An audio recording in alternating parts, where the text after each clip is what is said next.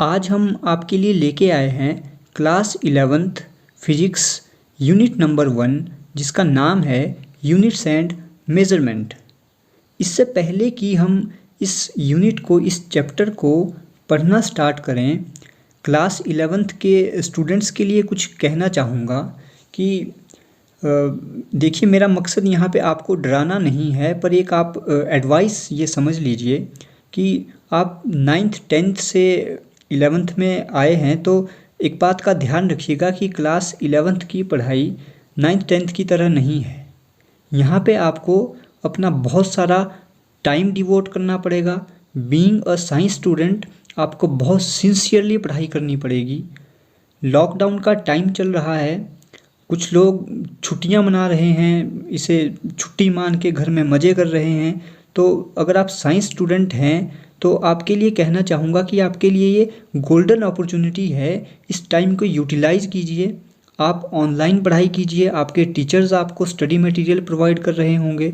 YouTube पे बहुत सारा स्टडी मटेरियल अवेलेबल है, आप वहाँ से स्टडी कीजिए। आप हेडशॉट ले सकते हैं बाकी स्टूडेंट्स के कंपैरिजन में इस टाइम को यूटिलाइज़ करके। अब स्टार्ट करते हैं इस चैप्टर को, जिसका नाम है यूनिट्स एंड मेजरमेंट। तो सबसे पहला क्वेश्चन तो दिमाग में यही अराइज होता है कि इस चैप्टर को पढ़ें ही क्यों। देखिए, अगर आप फिजिक्स पढ़ रहे हैं तो ये चैप्टर पढ़ना आपको बहुत बहुत ज़रूरी है। आप मेडिकल के स्टूडेंट्स हों या नॉन मेडिकल के, अगर आपको यूनिट्स और मेज़रमेंट के बारे में पता नहीं है तो आप बहुत आगे तक नहीं जा सकते। अब ऐसा नहीं है कि यूनिट्स एंड मेज़रमेंट सिर्फ साइंस के स्टूडेंट्स के लिए ही है। अगर आप किसी और सब्जेक्ट के स्टूडेंट भी हैं तो आपको यूनिट्स एंड मेज़रमेंट के बारे में पता होना चाहिए। एक छोटा सा एग्जांपल देता हूँ। आप किसी शॉप में जाते हैं और आपको चीनी खरीदनी है, तो आप दुकानदार को जाके क्या बोलते हैं कि मुझे 5 चीनी दे दीजिए? नहीं ना, आप क्या बोलते हैं कि मुझे 5 किलो चीनी दे दीजिए। तो ये जो हम किलो बोल रहे हैं, ये क्या है? ये यूनिट ही तो है। और अगर उस दुकानदार को मेज़रमेंट का तरीका नहीं पता होगा कि उस 5 किलोग्राम चीनी को तोलना कैसे है, तो क्या वो आपको चीनी दे पाएगा? तो यूनिट एंड मेज़रमेंट की जानकारी होना हम सबके लिए ज़रूरी है। बहुत ध्यान से समझिएगा, वीडियो को पॉज कीजिए और साथ में अपने नोट्स बनाते रहिए। आपको बेहतर समझ आएगा, बाद में पढ़ सकते हैं। अगर आपको कहीं पे डाउट हो तो आप कमेंट करके पूछ सकते हैं। तो सबसे पहली चीज़ जो हम डिस्कस करने जा रहे हैं वो है फिज़िकल क्वांटिटी। इससे पहले कि मैं आपको डेफिनेशन बताऊं फिज़िकल क्वांटिटी होती क्या है, कुछ एग्जांपल से इसको समझने की कोशिश करते हैं। देखिए, मैं एक पतली सी बुक को अपने हाथ पर रखता हूँ। अब मैंने क्या किया, उस बुक को साइड में रख के उससे थोड़ी मोटी सी बुक को हाथ पर रख दिया, उसको भी साइड में रखा, फिर एक और मोटी बुक थी उसको अपने हाथ पर रखा।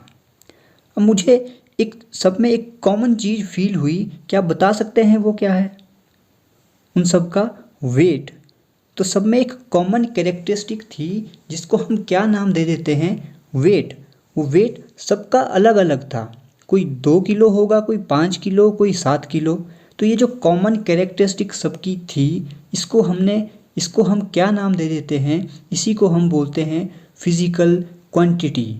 और क्योंकि इस वेट को मैं मेज़र भी कर सकता था, तो हम आगे से अब क्या ध्यान रखेंगे कि ऐसी चीज़ जिसको मैं नंबर्स में एक्सप्रेस कर पाऊँ या जिसको मैं मेज़र कर सकूँ, उसको हम क्या बोल देते हैं? Physical quantity. प्लस वो फिज़िकल क्वांटिटी फिजिक्स के लॉज को ओबे करने वाली होनी चाहिए। अब आप बोलोगे कि ये फिजिक्स के लॉज हैं क्या जिनको ये फिजिकल क्वांटिटी ओबे करती है?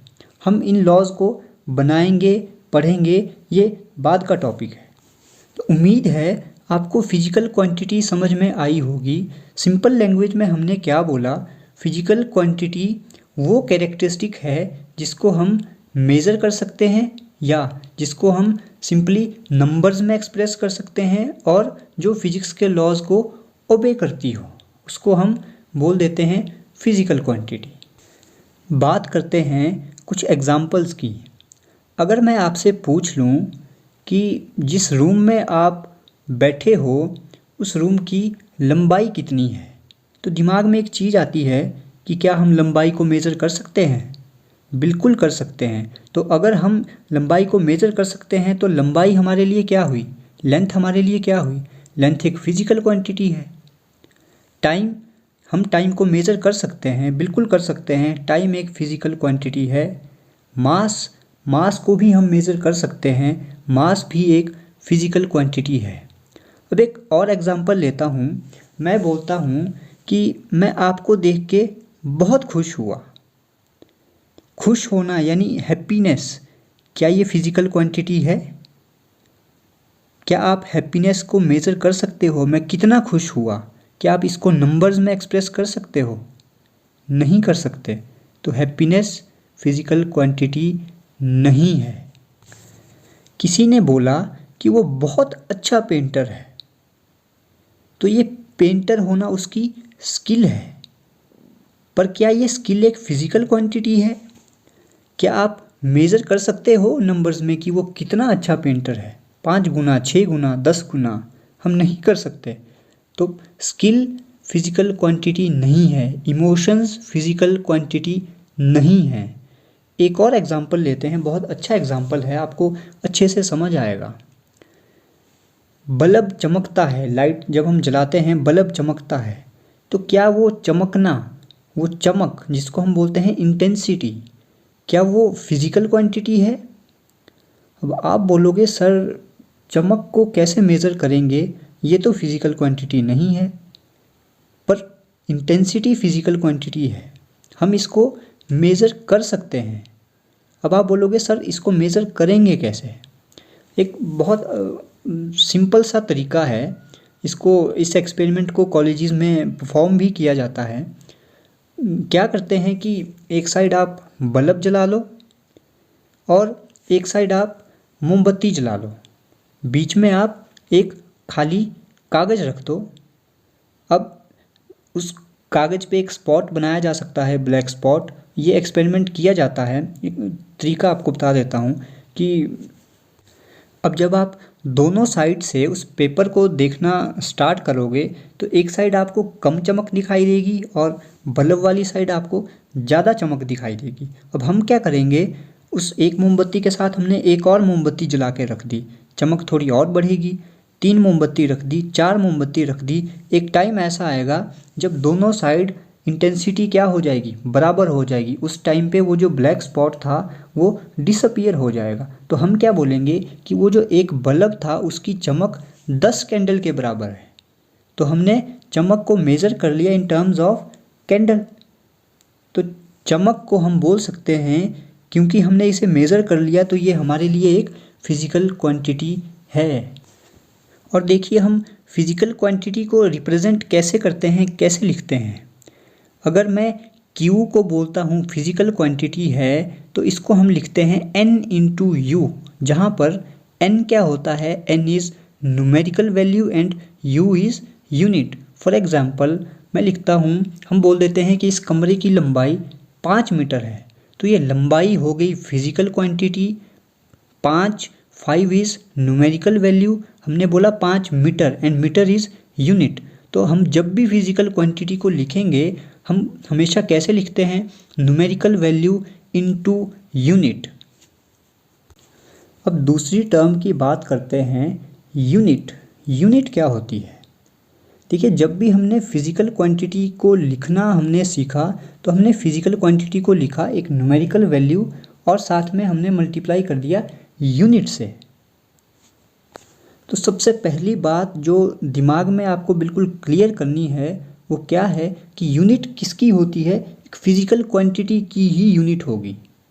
और हम कर क्या रहे हैं, उस फिजिकल क्वांटिटी को कंपेयर कर रहे हैं एक स्टैंडर्ड के साथ। फॉर एग्जाम्पल हमने एक छड़ी को लिया और बोल दिया कि आज से हम इसको 1 मीटर बोलेंगे।